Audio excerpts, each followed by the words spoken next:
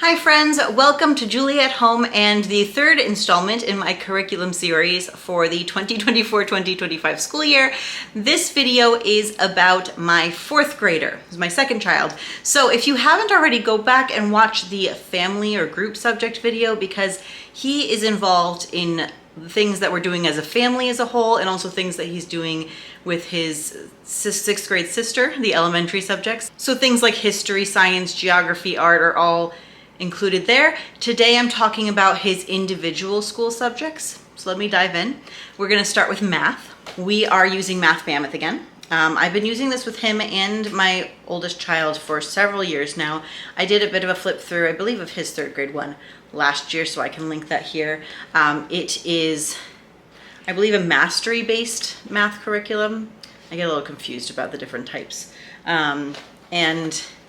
But I think it has really good explanations. I do pull out Montessori materials, Montessori math materials, and also, just like manipulatives for them to use when things are difficult or they're learning a new concept. As they get older, they kind of resist doing that, but sometimes I still feel it's helpful. But in general, we are following the Math Mammoth curriculum. This is the fourth grade curriculum. There's two parts, so this is 4A and I also have 4B. And I also have the tests. I printed out already the tests for each of the chapters. There's like one that goes at the end of each for him to do, and some extra worksheets as well that you can find for some additional practice, because on chapter 1 we were having a little bit of difficulty, so we're going to keep reviewing some of those. I will link whatever I can below. Language arts is kind of a big category. So he reads chapter books, but he's not as voracious a reader as his older sister. His older sister just spends all of her free time reading, and he spends all of his free time playing video games or thinking about playing video games.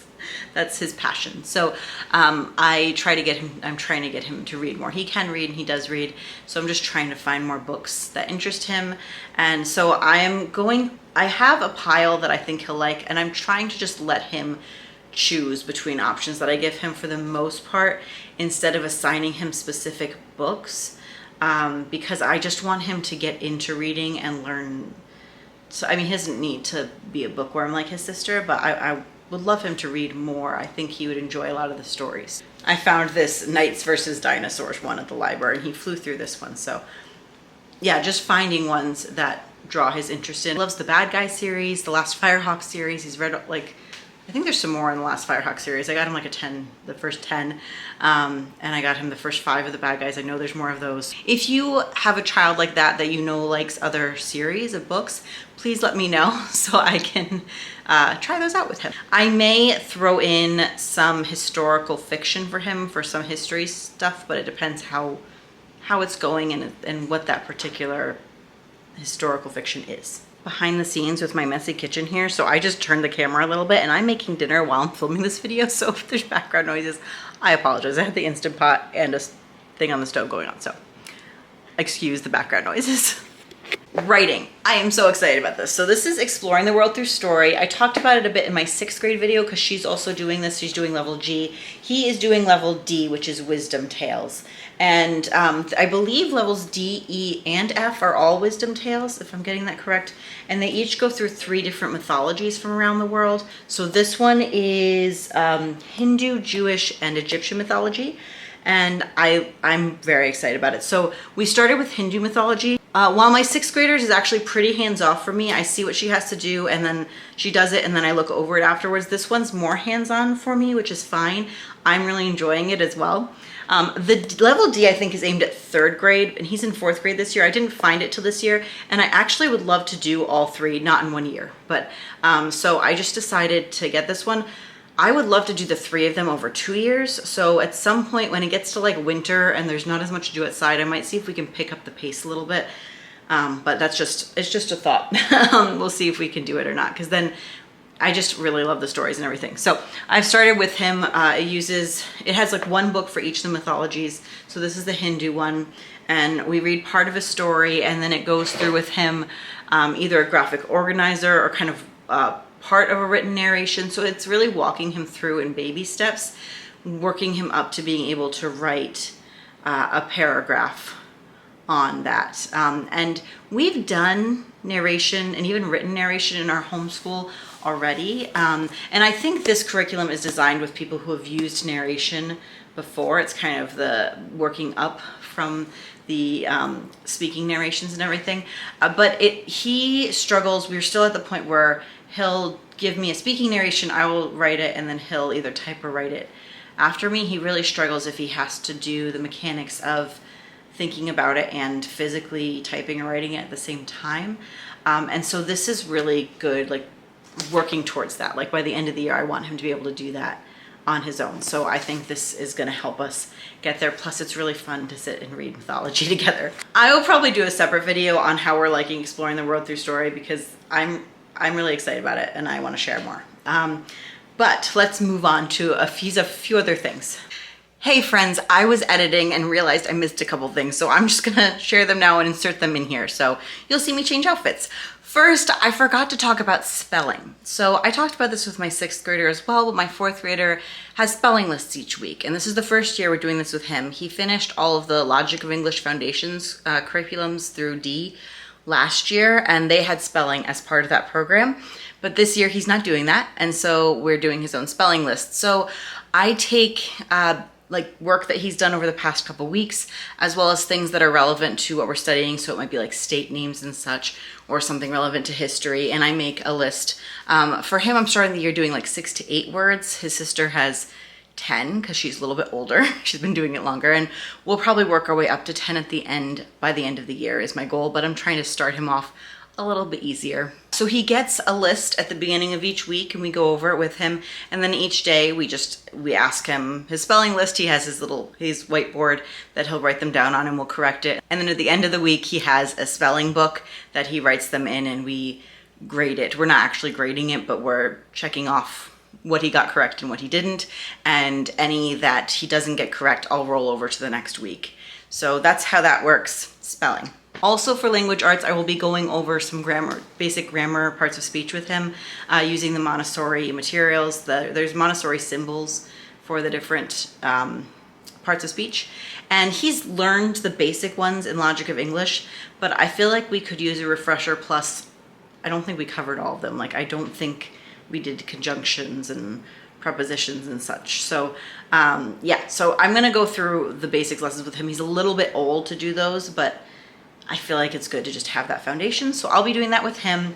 Then he has, I have a print handwriting workbook for him. He's been, I teach them to write in cursive. So he's been using cursive and he still uses cursive as well.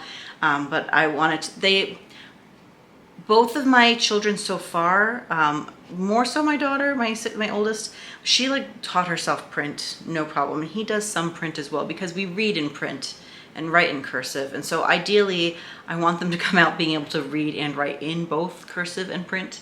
Yeah, we're gonna clean up the print and make sure we're doing letters correctly with this workbook. And I highly recommend this one. It's just one I found on Amazon, but it's got animal facts in it and some coloring pages. They don't usually color them, but they've got like fun, they can if they want to. Yeah, it's got fun animal facts and it moves from letters into words. And then at the end, it's got more sentences and they're like the animal facts. And so I feel like a lot of kids like animals. My kids love animals. So I'll have it linked below. Okay. And then we are using the Good and the Beautiful typing. This is number 3 out of 3. He did 1 and 2 last year. Yeah, so this is, most of my curriculum is secular. Like exploring the world through story, even though we're talking about different religions around the world, is secular. It comes at them from a secular viewpoint, looking at each one. It's not saying that any of them are like the truth. So just so you know that. But this one is from the Good and the Beautiful, which is a religious, I think, Mormon company. And so I don't tend to buy a lot from them, but I have not found another typing program that is in this format where it's like physical and has you do the physical lessons and then type it. And unfortunately, there are like Bible verses and stuff in here. And for me personally, I prefer, if they weren't, I prefer to use like other poems and stuff. You might enjoy that if you are a Christian. This would be a good fit for you. But I use it anyway. I used it for my daughter as well, and kind of just have them see those as poems. Like this is an example. But I just do want to give you a heads up if you don't want any of that in your homeschool. This does have it. But again, we use it because I feel like the benefits outweigh on this particular curriculum. I don't use any of their other curriculum. And then after this, we'll be done with this and he'll just do typing programs online.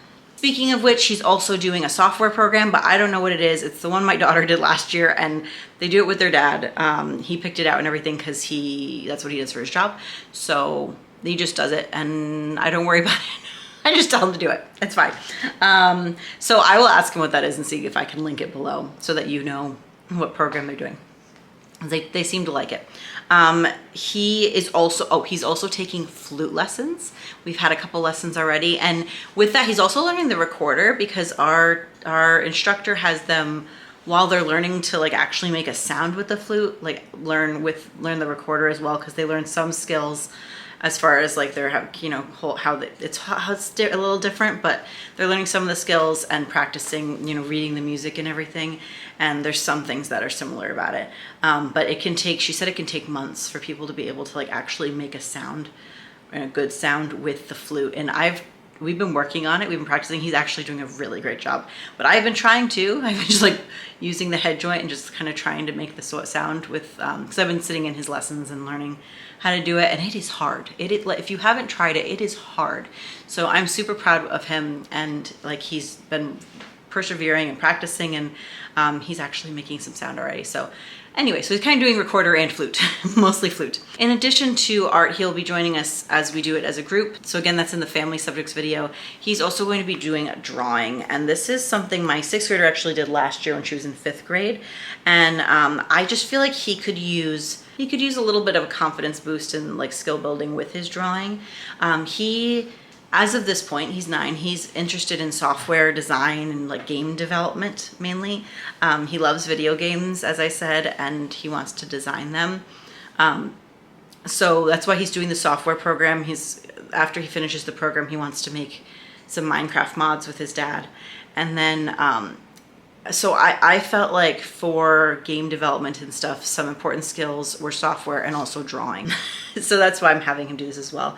I do really like artistic pursuits. So I think there's more information on this in a video from last year, so I can link that again. Here I am later editing Julia, inserting myself here again. And that's because I forgot to add that we're doing Book of Centuries this year. Again, I talked about this with my 6th grader, but with history, these are I should probably just do a flip through and how we're using it. But basically it has theoretically a century, like this is a good example, on a spread. And then it will have 10 years, so a decade for each of these lines over here and a blank page, with the idea that you make notes on what happened over here and then you can draw things over here. This is from Living Book Press, I believe, and one of the things I like about it is as it gets closer to modern day, it actually has less than a century per spread, so we have more room for things.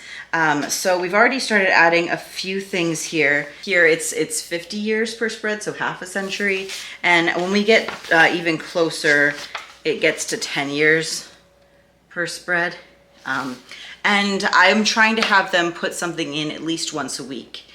So that's what we've been doing. And then I do have them put things in sometimes just randomly. For example, you saw in there Mozart was born, and so that's our current composer. So when we first started with Mozart, I had them add that. I think I mentioned this with reading, but I may also give him some historical fiction to read that's relevant for what we're doing in history at the time. Of course, history we're doing as a group, and so I talk about that more in our group subjects video.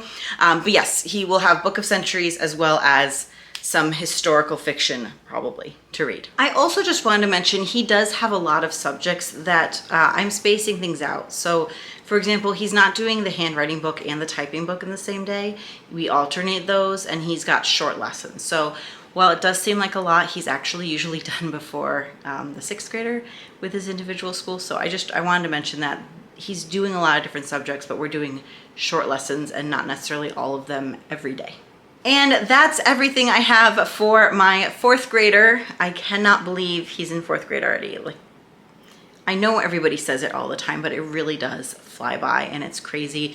And I am so grateful that I get the extra time with them while we're homeschooling. So yeah, just a little bit little bit of gratitude there. I hope you are all doing really well. And if you have any questions about the curriculum, please let me know in the comments below, and then go ahead and like and subscribe if you haven't. And yeah, I'll see you next time. I've still got to talk about my kindergartner and my preschooler. So I'll see you then. Bye, friends.